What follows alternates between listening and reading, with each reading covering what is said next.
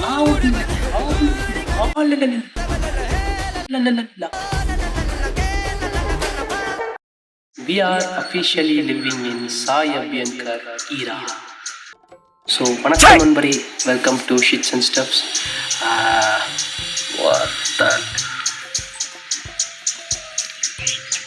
என்னத்தையாவது வீடியோ எடுத்தலாம் வந்தா யாராவது வந்துடுறாங்க, எப்படியாவது பிரச்சனை வந்துடுது. கண்டுக்காதீங்க, சவுண்ட்ஸ் வரும், கண்டுக்காதீங்க.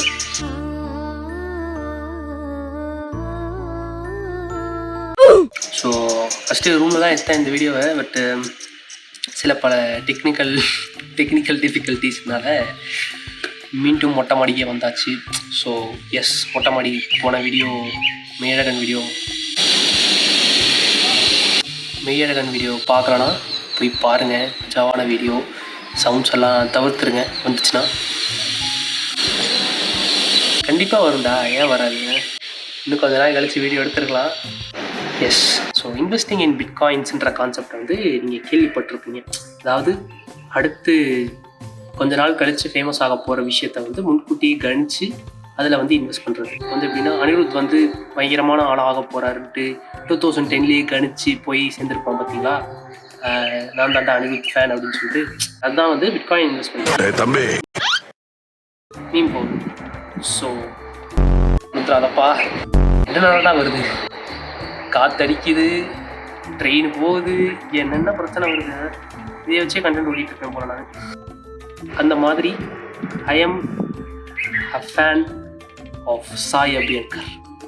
S, how I become a Sai Abhyankar ஃபேன்றது தான் இந்த வீடியோ. தமிழ்லே பார்த்துருப்பீங்க. எஸ், எவ்வளோ நேரம், 1 நிமிஷம் ஓட்டிட்டேன்னு நினைக்கிறேன், 1.5 நிமிஷம் ஓட்டேன் இந்த இன்ட்ரோலையே. நான் வந்து இவர் ஹிந்தி பண்ணிருந்தாப்புல, அப்போத்துலேருந்தே இவர் சரி என்னமோ பண்ண போகிறான்பா ஆள். கண்டிப்பாக நெப்போட்டிசம்ன்றது ஒரு பிரச்சனை, ஒரு இது இருக்குன்னு வச்சுக்கோங்க. நெப்போட்டிசம்ன்றது ஒரு கன்சர்ன் இருக்குது. இருந்தாலும் இந்த ஆள் வந்து நெப்போட்டிசத்தை தாண்டி ஏதோ ஒன்று பண்ண போகிறான்டா, டேலண்ட் என்னமோ ஒன்று இருக்குது இந்த ஆள்கிட்ட, என்னமோ ஒன்று பண்ண போகிறான்ற மாதிரி எனக்கு தோணிகிட்டே இருந்தது. ஹிந்திலையும் பயங்கரமாக பண்ணிட்டு இருந்தாப்புலையா. எனக்கு கட்சி சேர மட்டும் பிடிக்கல பர்சனலி. மற்ற 3 பாட்டுமே நல்லா இருந்துச்சு. 4 பாட்டுமே பவழமொழியோடு சேர்த்து 4 பாட்டுமே சூப்பராக இருந்துச்சு. பெக்யூலியராக சொன்னோம்னா எனக்கு வந்து இந்த பாட்டு சூப்பராக இருந்துச்சு. விழிவிக்கிற பயங்கரமாக இருந்துச்சு, ரொம்ப பிடிச்சிருந்துச்சு அந்த பாட்டு. ஸோ ஹிந்திலாம் கேட்டதுக்கப்புறம் சரி, ஹீஸ் கோனா டூ சம்திங்ன்ற மாதிரி மைண்டில் தோணிடுச்சு. அதுக்கப்புறம் தான் ஒரு போஸ்டர் வருது, பிரதீப் ரங்கநாதன் அவரோட இன்ஸ்டா ஹேண்டில். இந்த படத்தை பற்றி பேசல, அதை விட்டுருங்களேன், அது தேவையில்லாத விஷயம். பட் அந்த படத்தோட போஸ்டர் வந்து பார்த்தேன், ஃபர்ஸ்ட் லுக் போஸ்டரு. ஓகேப்பா, டூடு படம் பண்ணுறாப்புல, நல்லா இருக்குது போஸ்டரு. கீழே வந்து Ketheeswaran director, okay, new Qamar போல், ஓகே அப்படின்னு சொல்லிட்டு கொஞ்சம் கீழே பார்த்தா சாய் அபியங்கர் மியூசிக்கல்.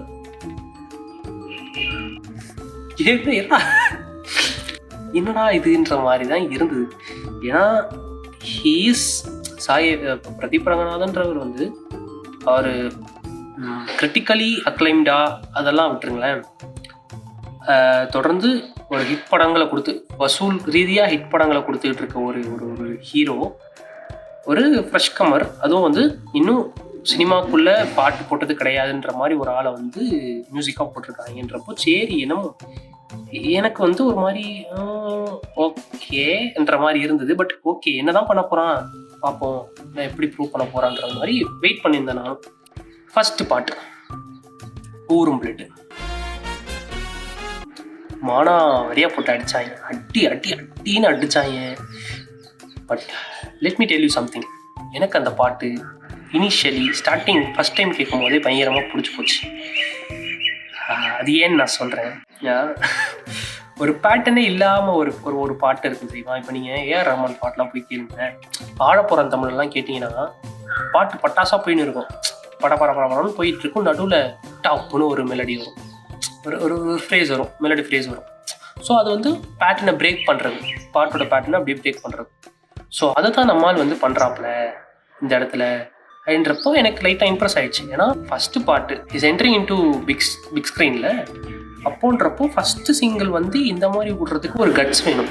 பட் அதை வந்து போட்டு எல்லோரும் அடிச்சுருந்தான், என்னடா பாட்டு ஒன்றுமே புரிய மாட்டேங்குது, கரகரன் இருக்குது, மியூசிக் குவாலிட்டி இல்லை, என்ன இது ஐய அப்படின்ட்டு இருந்தாங்க. பயங்கரமாக ட்ரோல், சரியான ட்ரோல் பண்ணாங்க.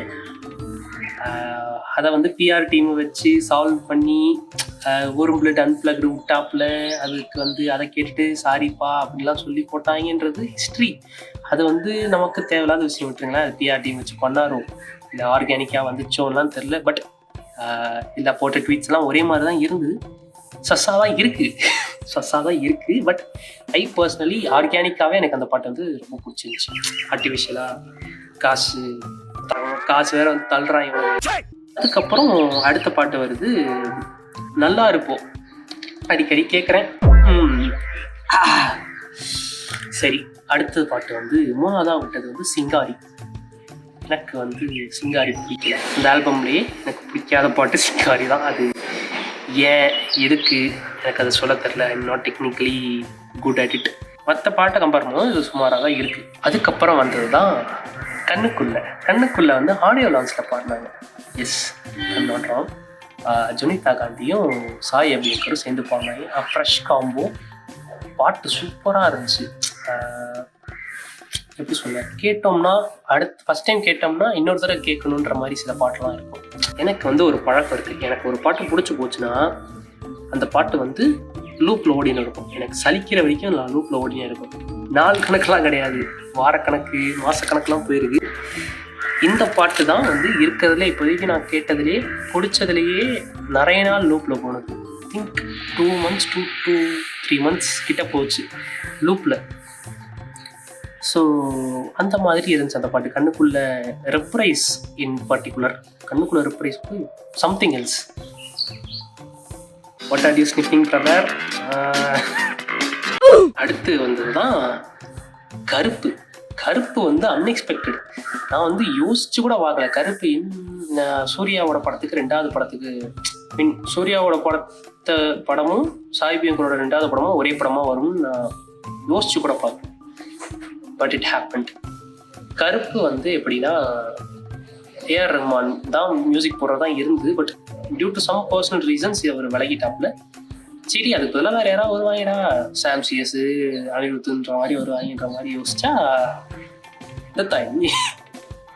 அதுக்கப்புறம் டீசர் வந்துச்சு, ரொம்ப நாள் கழிச்சு வந்துச்சு நினைக்கிறேன். டீசரில் ஒரு ஸ்கோர் பண்ணியிருந்தாப்புல வெரப்பா.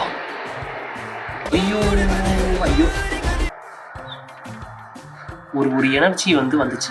அந்த எனர்ஜி பாட்டு ஸ்டார்டிங்கில் வந்தது, த்ரூ அவுட் தி எண்டு வரைக்கும் அந்த எனர்ஜிக்கு மெயின்டைன் பண்ணியே போயின்னுறாப்புல. பாட்டு ஃபுல்லாக மியூசிக்கலாகவும் சரி விஷுவலாகவும் சரி பயங்கரமாக இருந்துச்சு. நம்ம இந்த இதில் மியூசிக் பற்றி பேசுகிறோன்றதுனால மியூசிக் பட்டாசாக இருந்துச்சு. வெரப்பா பாட்டு தான். அந்த கான்ஸ்டன்ட் எனர்ஜி மெயின்டைன் பண்ணுறது ரொம்ப கஷ்டம். அதை எல்லா பாட்டும் கொடுத்தான் தலைவன். வெரப்பா, காடு மோடுலாம் வந்தப்போ எல்லாரும் போட்டு அடித்தாங்க. பசங்க எவனுமே கேட்கல. என்னடா பாட்டு இது, நல்லாவே இல்லைன்னாங்க. கேட்ட உடனே பிடிச்சதுடா. காடு மோடும் கேட்ட உடனே பிடிச்சது. நாங்கள் 4 பேரும் கேட்ட உடனே பிடிச்சது. பட் நிறைய பேருக்கு பிடிக்கல. Felt pity for them. But என்னோட பர்சனல் எக்ஸ்பீரியன்ஸ் வந்து எனக்கு 2 பாட்டுமே கேட்ட உடனே பிடிச்சது. இந்த முணுமுணுக்க ஆரம்பிப்போம்ல, வாயில் அசை போடும் பாடல்கள் வந்து வாய் வந்து அசை போடும். அந்த மாதிரி சும்மா நடந்து போயிட்டு இருக்கும்போது அப்படி போயிட்டு இருந்துச்சு. சீரியஸாக லிட்டரலாக நான் சொல்கிறேன். சும்மா நடந்து போயிட்டு இருக்கும்போது அப்படின்ற மாதிரி ஆடிட்டு போயிட்டு இருந்த காலங்கள்லாம் இருக்குது. வீடியோ எடுக்கும் போது தான் ஆட்டோ வரும், ராடு அறுப்பானுங்க. நாங்கள் 4 பேர் போயிடுச்சு, எல்லாம் போட்டு கழுவி ஊத்துறானுங்க. நாங்கள் 4 பேர் படத்தில் இருந்தால் மரியாதையை பாஸ் பண்ணிடு, இல்லை வெட்டிடுவேன்ற மாதிரி எல்லாம் திட்ட ஆரம்பிச்சிட்டாங்க. அந்த சொன்னதுனாலயா இல்லை அவருக்கு உண்மையுமே ஆர்கானிக்காக தோணுச்சான்னு தெரியல. அஜய் பாலாஜி படத்தில் இந்த நாங்கள் 4 பேர் பாட்டை தூக்கிட்டாப்புல. இப்போ கேட்டுங்கிறாங்க, நாங்கள் 4 பேர் பாட்டு ஏன் வைக்கலன்னு. நாங்கள் 4 பேர் தூக்குனதுக்கு நீயும் ஒரு காரணம்டா. அதுக்கப்புறம் இறக்கின எல்லாமே பேங்கர் தான். 2 பாட்டு இறக்கினாரு. அதுக்கப்புறம் ராத்து ராசனும் கருப்பா படம் இறக்கினாப்புல. கோயில் ஒண்ணு கட்டிக்கிறான் பாரு, வேலை பாடுத்துருமாப்பா, அருமையா கட்டிக்கிறான்பா, கும்பிட்டுக்கடா கைத. பீக்கு எப்படி சொல்ல, இந்த ராத்து ராசன் கேட்டேன், பயங்கரமா இருந்துச்சு. சரி, அடுத்து கருப்பா கூடவா வந்துச்சு பாருங்க. அதுல ராத்து ராசனோட பீட்டை வேற இன்க்ளூட் பண்றாப்ல, சமைச்சு போடுறாப்ல. அதுல சொல்ல இப்ப எண்ணெயெல்லாம் ஊத்திட்டு ஃப்ரைட் ரைஸ்ல ஏதாவது போடும்போது பத்திக்குமே, அந்த மாதிரி இந்த ராத்து ராசன் பீட்டை போட்ட உடனே எலவேட் ஆகி எங்கேயோ போயிடுச்சு. ஆளு மஜாவா போட்டாப்ல. அருமையான பாடல்கள் எல்லாமே சூப்பரா இருந்துச்சு. அண்ட் படமும் ரிலீஸ் ஆகுது. ஒரு நாள் தள்ளி ரிலீஸ் ஆச்சு, படமும் ரிலீஸ் ஆகுது. போய் படத்தை பார்த்தோம். படம் பார்க்கும்போது 2 பாட்டு எக்ஸ்ட்ரா இருந்துச்சு. ஒரு பாட்டு சூப்பராக இருந்துச்சு, இன்னொரு பாட்டு புரியல. 2 பாட்டு. அது என்னென்ன பாட்டுனா அதுதலரும் ஆத்திராசன். அதுதலர் வந்து கேட்டோம். அதுக்கப்புறம் அந்த ஃப்ரெஞ்ச் லிரிக்ஸ் அதெல்லாம் தெரிஞ்சுது. ஆனால் எனக்கு எல்லாரும் அதுதலரை பற்றி பேசினாங்க. பட் ஃபார் மீ பர்சனலி ஆத்திராசன் இந்த பாட்டை வந்து என்னடா அந்த பாட்டு ஸ்க்ரீனில் வீடியோவாக பார்க்கும்போதும் பயங்கரமாக இருந்துச்சு, வந்து கேட்கும் போதும் சூப்பராக இருந்துச்சு. அந்த அந்த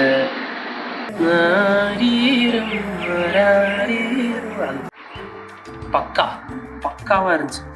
பயங்கரமான கம்போசிஷன். எவன்டா சொன்னாங்க பாட்டு ஏதோ ஏதோ இரும்பு தட்டுற மாதிரி இருக்குது. எனக்கு தெரிஞ்சு நான் ஃபியூச்சரில் வந்து ஒரு சாயபேக்கர் நற்பணி மன்ற தலைவர் ஆயிடும்னு நினைக்கிறேன். சரியா இல்லை, சீரியஸாகவே படம் பாட்டுலாம் நல்லா தாங்க பண்ணுறாங்க. இந்த அளவுக்கு அடிக்க வேணாம்னு தோணுது. அஃப்கோர்ஸ் நெப்போட்டிசம் ப்ராடக்டாக இருந்தாலுமே இப்போ நீங்கள் நெப்போட்டிசம்னால உள்ளே வந்துடலாம். But you can't survive in front of audience. நீங்கள் அது வந்து நல்ல ஒரு ரிசல்ட், நல்ல ஒரு வேலை பண்ணால் தான் ஆடியன்ஸ் கிட்ட சர்வை பண்ண முடியும். நீங்கள் இவ்வளோதான். அது வந்து அவங்களுக்கு ஒரு ப்ரிவிலேஜ் தான், அது அவங்க அக்செப்ட் பண்ணிக்கணும். ப்ரிவிலேஜ்னால உள்ளே வந்துடலாம். சஸ்டெயின் பண்ணுறது வந்து திறமையினால தான். I think he will sustain longer. அதனால தான் I mentioned that Sai Abhyankar era வந்து வரப்போகுதுன்ற மாதிரி. எரான்றது என்ன மென்ஷன் பண்ணுறேன்னா, அட்லீஸ்ட் ஒரு 3 to 4 years ஆகுது இவர் டாமினேட் பண்ண போகிறாரு. அடுத்த 3 to 4 years. 1995 2005 வரைக்கும் ரஹ்மான் இருந்தாப்ல, அவரோட பீக் டாமினன்ஸ் இருந்துச்சு. 2005 இருந்து 10 to 12 வரைக்கும் மிக்ஸ்டாக இருந்துச்சு. யுவன் சங்கர் ராஜா, ஹாரிஸ் எல்லாம் வந்துட்டு இருந்தாங்க. அதுக்கப்புறம் ஒரு பெரிய வேவ் அடிச்சது. ஒரு மோனோபோலி மாதிரி ஃபுல்லாக அனிருத்தாக இருந்தாப்புல. அந்த 2025 வரைக்கும் இருந்தாப்புல அனிருத். அவரோட டாமினேஷன் நான் சொல்லி தான் தெரியணும்னு உங்களுக்கு இல்லை. எல்லா பெரிய படத்துக்கும் எல்லா பெரிய ஸ்டார்ஸ்க்கும் மியூசிக் பண்ணார். ஒரே நேரத்தில் 4 பேருக்கும் மியூசிக் பண்ணார்னு நினைக்கிறேன். ரஜினி, கமல், விஜய், அஜித். அதுக்கப்புறம் I think Sai Abhyankar will dominate in the next 4 yearsன்ற மாதிரி எனக்கு தோணுது. நெக்ஸ்ட் 4 yearsன்றது வந்து மினிமம் சொல்கிறேன். ஏன்னா அடுத்து வந்து இப்போது அட்லி படம் வருது, அட்லி அல்லு அர்ஜுன் படம் வருது. அதில் மட்டும் ப்ரூவ் பண்ணிட்டா அப்படின்னா பாலிவுட்லேயும் போக சான்சஸ் இருக்குது. ஸோ அதுதான் ஒரு ஒரு ஒரு ஏர்லி இன்வெஸ்ட்மெண்ட் மாதிரி ஒரு வீடியோவை பண்ணி விட்டுருவோம். அன்றே கணித்தார்ன்ற மாதிரி ஏதாவது வருவோம், ஃபேமஸ் ஆச்சுனான்ற மாதிரி தான் பிளான் பண்ணுது. ஸோ அதுதான்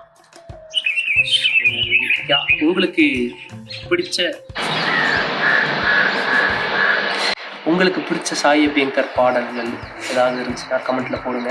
அண்ட் உங்களுக்கு நான் சொன்னதில் ஏதாவது மாற்று கருத்துக்கள் ஏதாவது இருந்துச்சுன்னா அதையும் கமெண்ட்டில் போடுங்க. It's have a healthy stuff.